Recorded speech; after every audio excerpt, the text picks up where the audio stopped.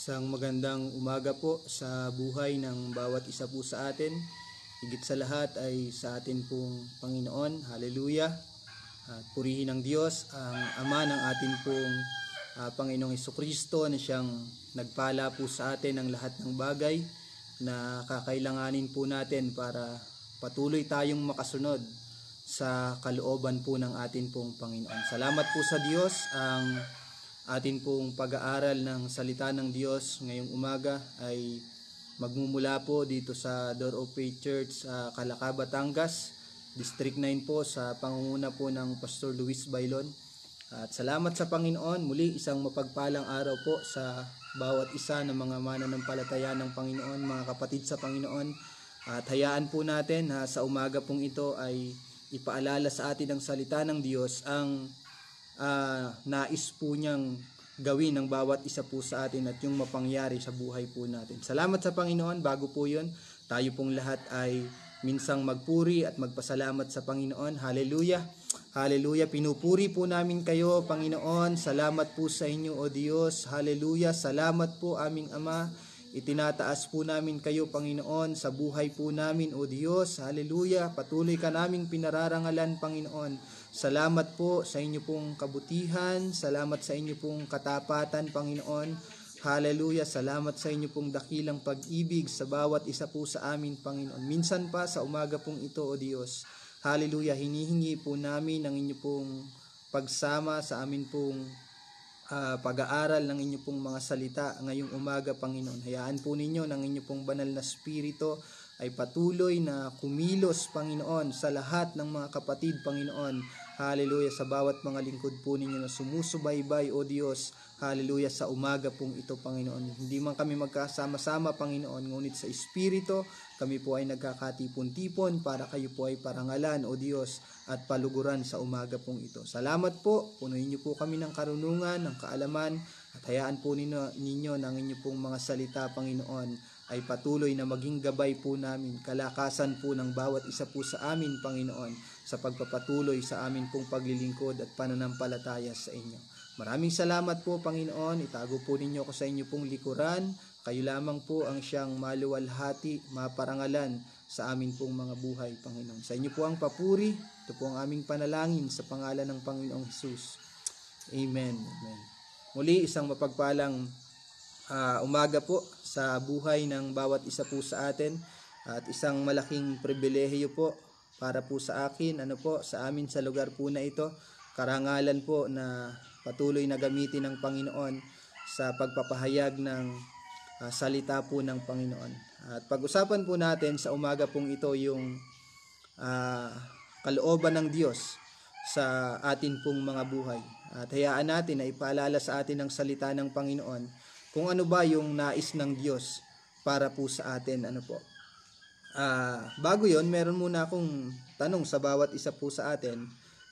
Kung tayo po ba ay tumatahak sa daan ng Panginoon? Tayo po ba ay lumalakad sa kalooban ng Diyos sa lahat ng pagkakataon at sitwasyon ng buhay po natin?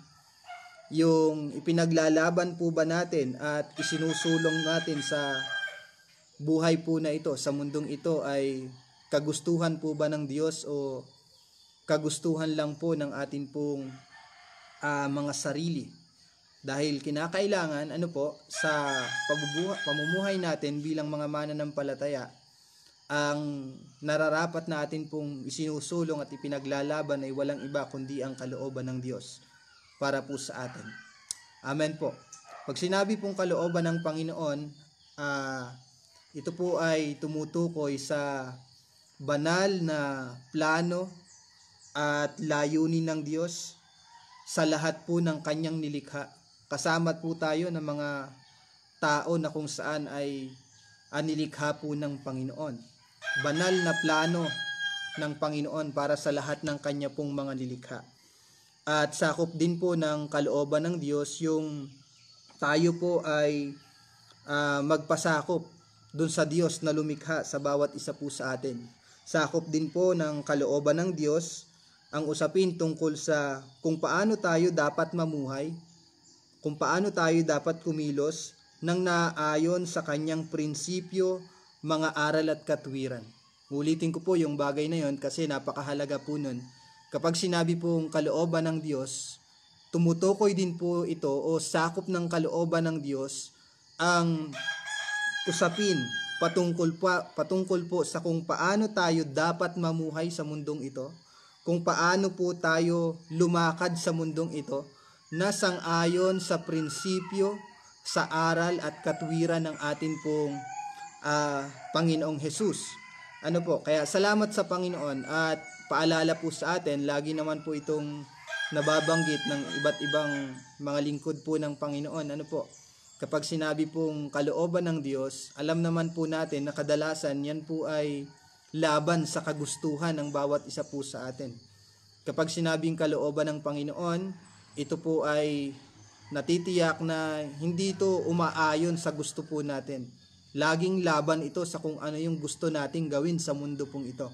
Bakit po? Dahil ang sabi po ng Isaiah chapter 55 sa verse 8 hanggang verse 9, ang sabi ng salita ng Panginoon, sapagkat ang aking mga pag-iisip ay hindi ninyo mga pag-iisip, o ang inyo namang mga lakad ay aking mga lakad, sabi ng Panginoon.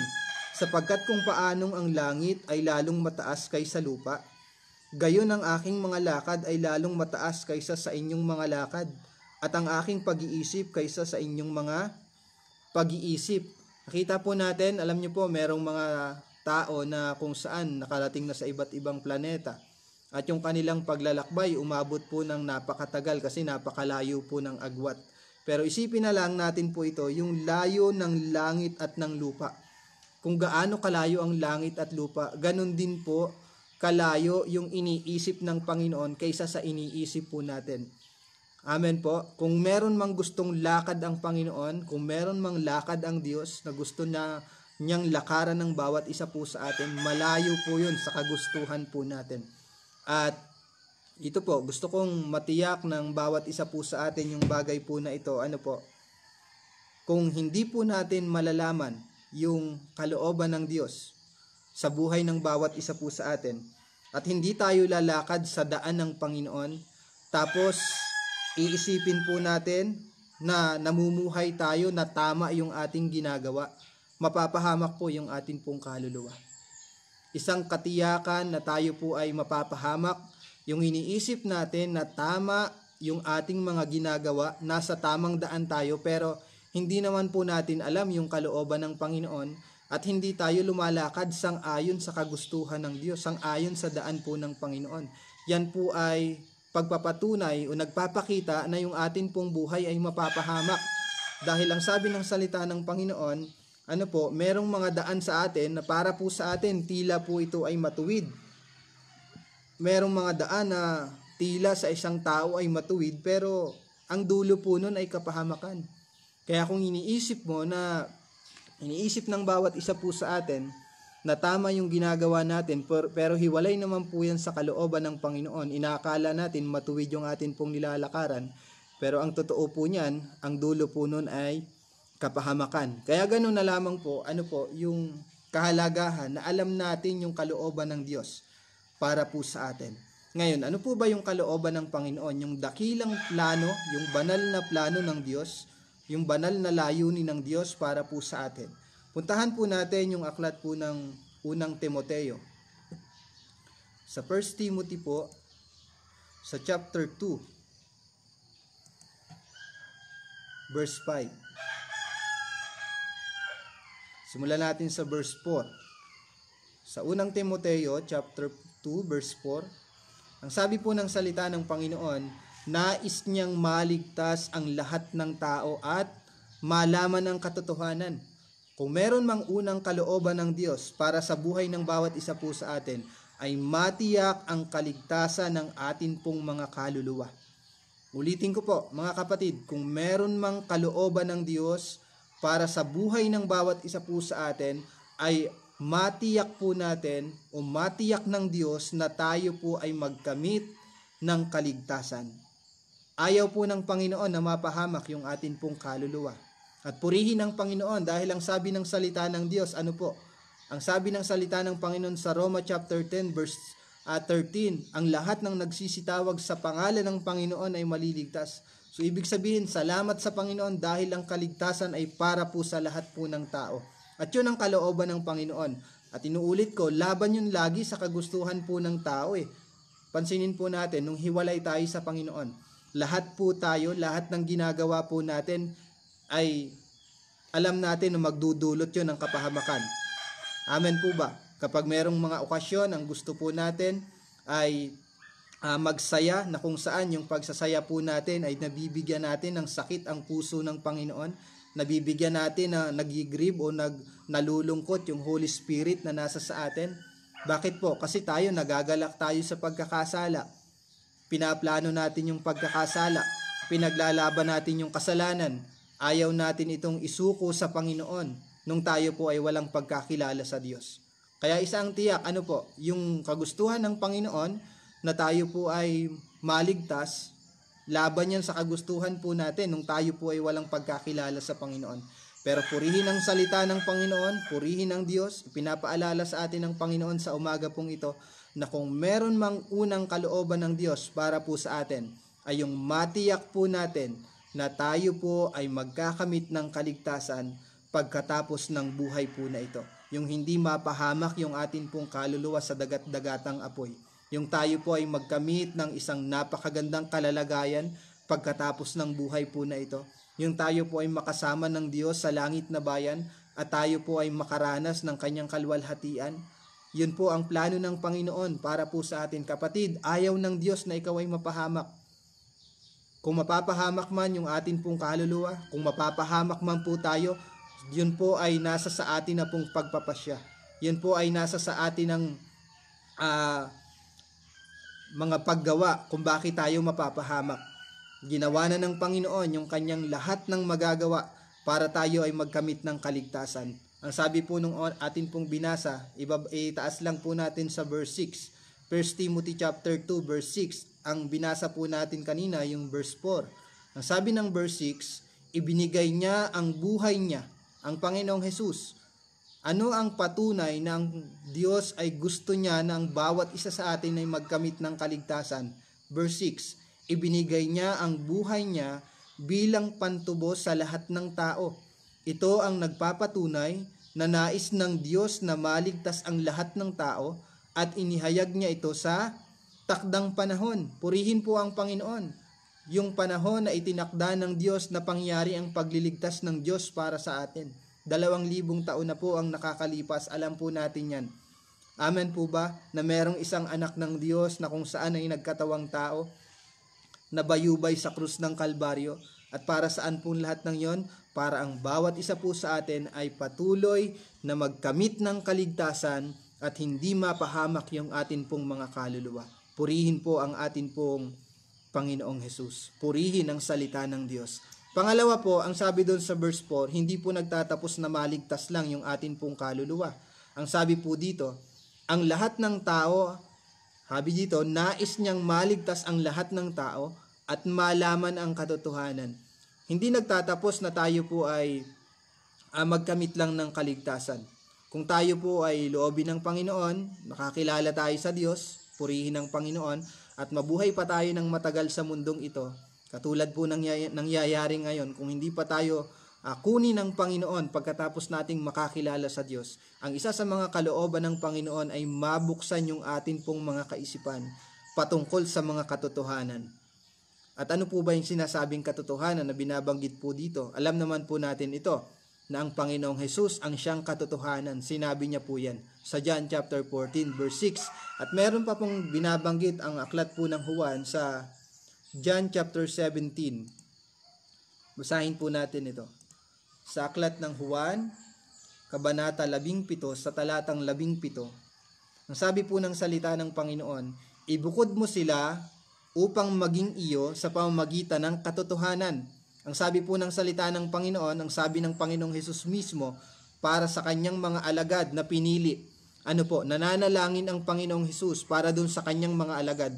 At ang panalangin ng Panginoong Hesus, yung kanyang mga alagad, ay ibukod nila sa mundong ito. Ibukod ng Diyos Ama sa mundong ito. Sa papaanong paraan po? Sa pamamagitan po ng katotohanan at ang salita mo ay katotohanan. So dalawang bagay po ang sinasabi ng salita ng Panginoon patungkol sa katotohanan.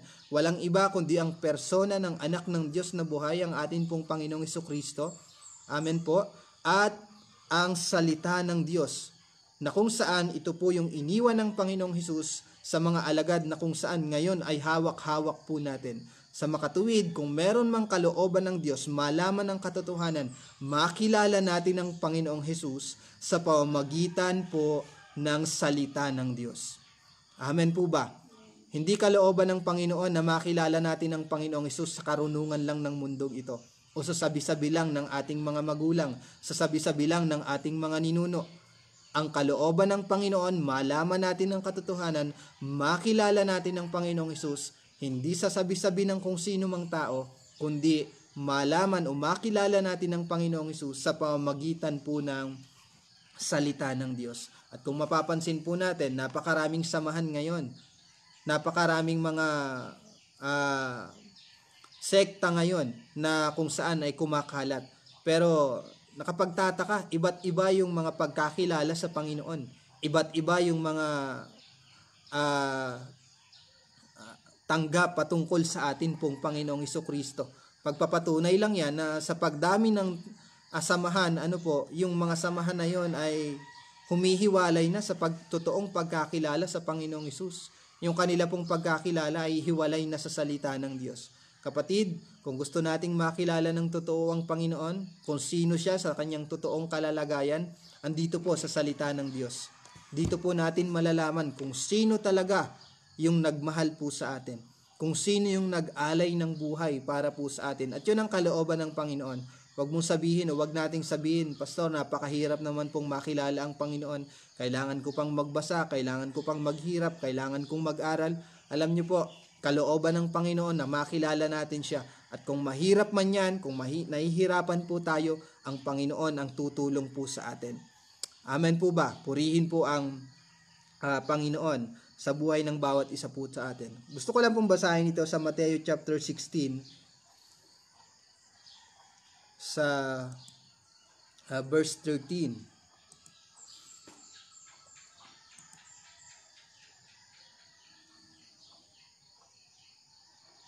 Sabi po dito, Mateo sa kabanata 16 sa talatang 13.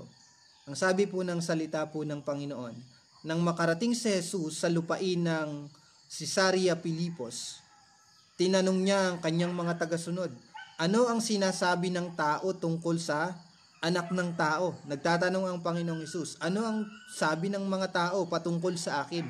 Ang sabi ng verse 14, sumagot sila, may mga nagsasabing kayo po si Juan na tagapagbautismo, may nagsasabi rin kayo si Elias, at ang iba naman ay nagsasabing kayo si Jeremias o isa sa mga propeta. Pansin po natin yung mga pagkakilala ng iba't ibang mga tao na nakasalamuha ng mga alagad. Iba't iba po yung pagkakilala nila sa atin pong Panginoong Hesus. At yan po yung nangyayari sa panahon po natin ngayon.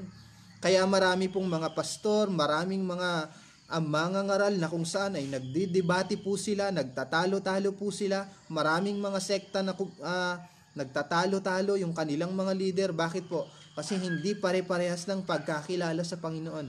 Kaya ganoon na lang po kahalaga na makilala natin ang Panginoon sa pamamagitan po ng salita ng ating Panginoong Hesus mismo. Ganon po kahalaga na makilala natin ng Diyos sa pamamagitan ng karunungan at kaalaman na galing po sa banal na Espiritu. Naalala ko po yung panalangin po ni Apostol Pablo sa aklat po ng Efeso sa chapter 1.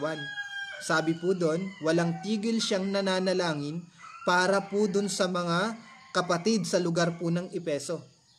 Nung mabalitaan ni Apostol Pablo yung pananampalataya ng mga taga-Efeso, ng mga kapatid sa lugar po na yon, yung mga mananampalataya sa lugar po na yon, ang sabi po niya, walang tigil ang pasasalamat niya sa Panginoon at lagi niyang binabanggit sa panalangin yung mga mananampalataya sa lugar po ng Efeso. At ang isa sa mga laman ng kanyang panalangin, magkaroon ng karunungan at kaalaman ang mga kapatid, ang mga mananampalataya sa Efeso, kasama na po tayo na mula sa banal na Espiritu para lubos po nating makilala ang Panginoon sa buhay po natin. Tuloy po natin yung pagbabasa dito sa Mateo, sa verse 15. Tinanong sila ni Jesus, pero sa inyo, sino ako? Sumagot si Simon Pedro, kayo po ang Kristo, ang anak ng Diyos na buhay. Sinabi ni Jesus sa kanya, pinagpala ka ng Diyos, Simon, na anak ni Jonas, sapagkat hindi tao ang nagpahayag sa iyo ng bagay na ito, kundi ang aking Ama na nasa langit. Purihin po ang Panginoon. Kung meron mang panggagalingan ang totoong pagkakilala sa Diyos sa atin pong Panginoong Hesus ay walang iba kundi nandito po sa salita ng Diyos na galing mismo sa ating Ama na ibinigay niya sa kanyang anak na si Kristo Jesus at ibinigay naman ng ating Panginoong Hesus sa kanyang mga piniling alagad at yung kanyang mga alagad ay isinulat naman po para po sa atin upang patuloy tayong makakilala sa Panginoon sa ilalim po ng katotohanan. Purihin po ang Panginoon. Napakabuti ng Diyos sa buhay ng bawat isa po sa atin. Hindi niya hinayaan na maging mangmang yung bawat isa po sa atin. Ibinigay ng Panginoon ang lahat ng kakailanganin po natin para patuloy tayong mapuno ng mga katotohanan, para mapuno tayo ng mga kaalaman patungkol sa kung sino ang atin pong Panginoon sa buhay ng bawat isa po sa atin. At napakabuti ng Diyos. Talagang sumasagana po yung kanyang dakilang pag-ibig sa atin. Una, nung nakita niya na mapapahamak ang lahat ng tao dahil sa pagkakasala, ano pong ginawa niya? Ipinadala niya yung kanyang kaisa-isang anak. Purihin ang Panginoon. At alam ng Panginoon, aalis din siya. Aalis ang atin pong Panginoong Hesus. Hindi siya mananatili sa lugar na ito sa pamamagitan ng kanyang katawang tao. Kaya anong ginawa niya? Dahil sa kanyang dakilang pag-ibig, lahat ng salita ng Ama ay ibinigay niya sa kanyang mga alagad. At matapos na siya po ay umakyat sa langit, purihin ng Panginoon, alam ng Panginoong Hesus na hindi natin kayang gawin o tuparin yung kanyang mga sinasalita o yung kanyang mga utos. Kaya purihin ng Diyos dahil sa dakilang pag-ibig ng Panginoon, meron namang Holy Spirit na pumalit para sa atin, nung tayo po ay iniwan ng atin pong Panginoong Hesus. At siya po ay umakyat sa langit at naupo sa kanang trono ng Diyos. Napakabuti po ng Panginoon para sa bawat isa po sa atin. At yung pagkakilala natin sa Panginoon, binasa po natin dito sa verse 17, yung totoong pagkakilala sa Panginoon, yun po yung maglalagay sa atin para tayo po ay maging mapalad, totoong maging mapalad sa harapan ng Diyos. Huwag natin sukatin yung pagiging mapalad po natin sa panukat ng mundong ito. Sukatin natin yung pagiging mapalad po natin sa pamamagitan ng salita po ng Panginoon. At yun ay makikita po natin o matatanggap natin yung pagiging mapalad sa harapan ng Diyos, hindi sa mga bagay ng mundong ito, kundi sa pamamagitan ng totoong pagkakilala sa Panginoon, sa pamamagitan ng katotohanan ng salita ng Diyos. Meron pa po akong isang babanggitin sa inyo. Kung meron pa mang isang kalooban ng Diyos sa atin pong mga buhay, bago po tayo manalangin, ay yung maging mapagpasalamat po tayo sa lahat ng sitwasyon at pagkakataon ng buhay po natin. Kung meron mang nais ang Panginoon para sa bawat isa po sa atin, anumang sitwasyon ng buhay po natin, nasaan man tayong tagpo ng buhay po natin, sa lahat po ng pagkakataon, kung meron mang gusto ang Panginoon na matagpuan niya patungkol sa kanyang mga anak, sa mga mananampalataya, ay yung lagi tayong natatagpuan na nagpapasalamat sa Panginoon. Yung lagi po tayong nagpupuri sa Diyos sa lahat ng sitwasyon. Ano man yung pagdaanan natin sa mundong ito. Meron mang mga pagtitiis, meron mga paghihirap, merong pagdurusa. Dahil sa paglilingkod sa Panginoon, walang puwang sa mga tunay na anak ng Diyos ang salitang pagrereklamo.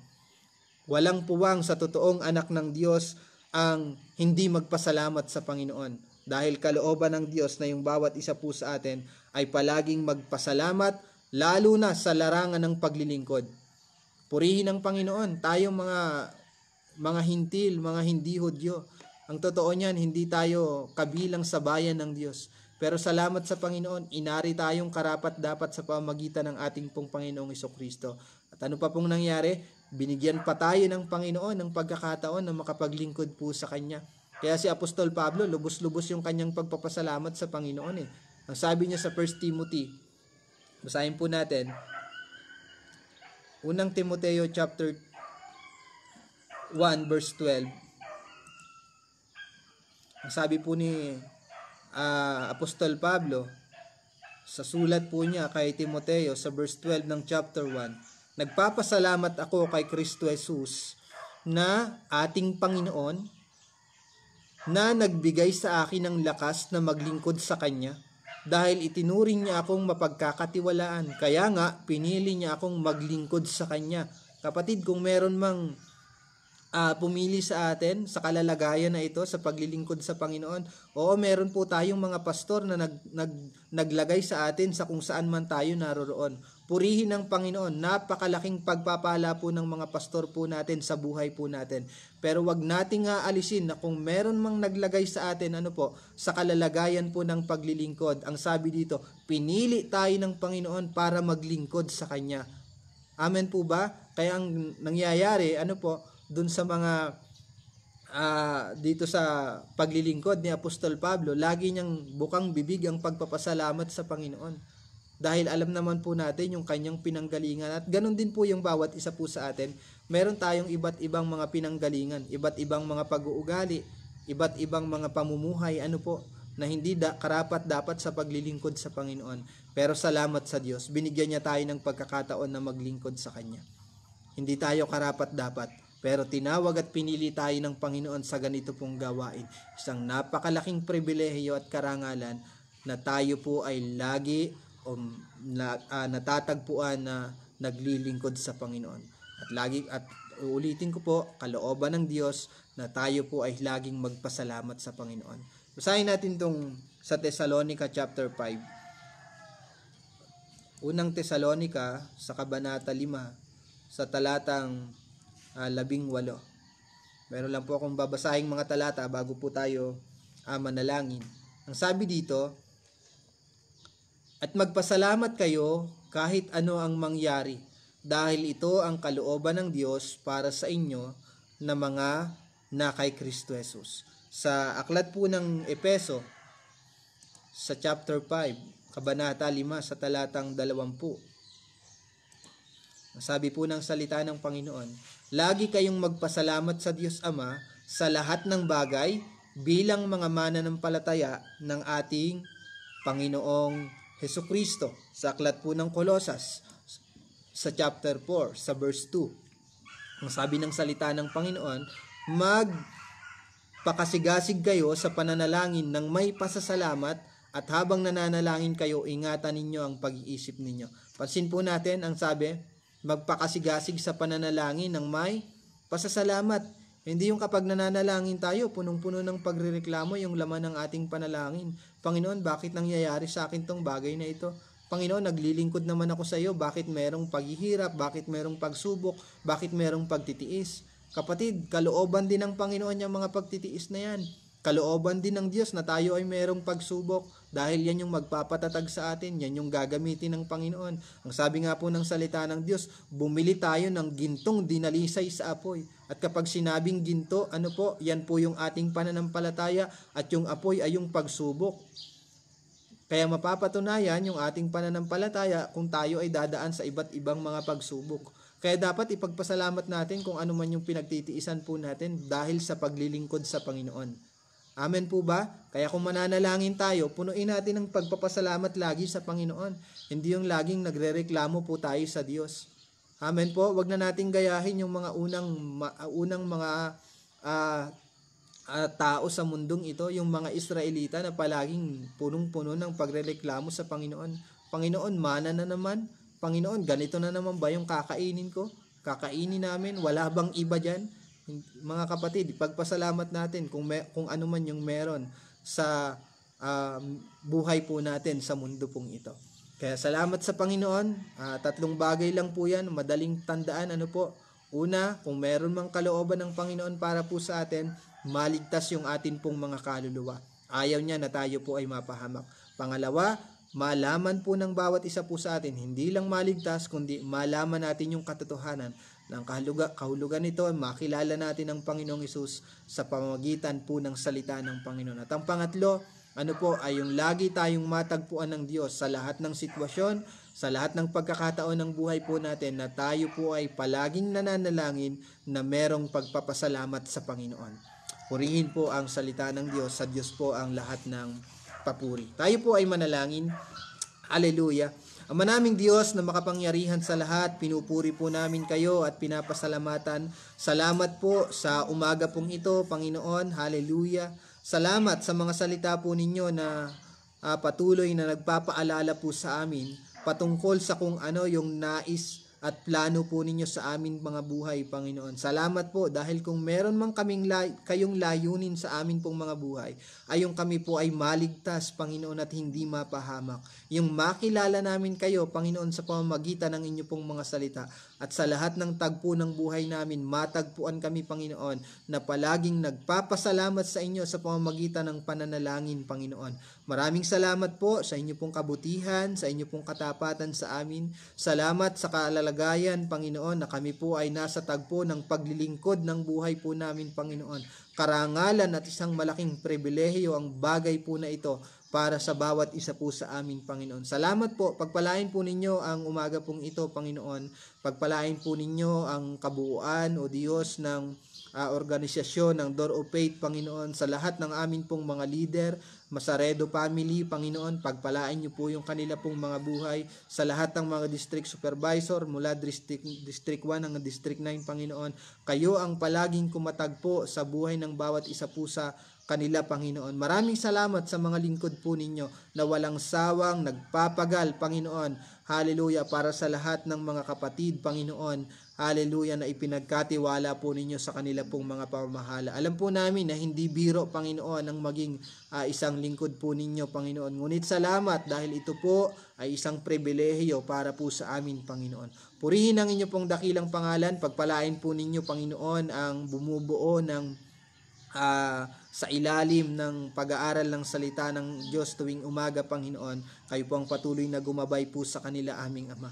Maraming salamat po at sa lahat ng mga kapatid na sumubaybay, Panginoon, sa umaga pong ito sa pag-aaral namin ng inyo pong mga salita. Dalangin po namin na punuin nyo kaming palagi ng karunungan at kaalaman na nagmumula sa inyo pong banal na spirito upang hindi kami maligaw ng kung ano-ano mang turo sa mundong ito, Panginoon. Pagpalain po ninyo ang lahat ng gagawin ng bawat isa, Panginoon. Samahan nyo pong lahat, Panginoon, at patuloy, O Diyos. Hallelujah, kayo ay amin pong mapaluguran at maparangalan sa pamamagitan ng amin pong mga buhay. Purihin po kayo at patuloy, O Diyos, sa inyo namin ibinabalik ang lahat ng papuri, ang lahat ng parangal at pagsamba sa pangalan ng Panginoong Hesus. Amen, amen. Purihin po ang Panginoon, sa Diyos po ang lahat ng papuri. Pagpalain po tayong lahat ng Panginoon. God bless po.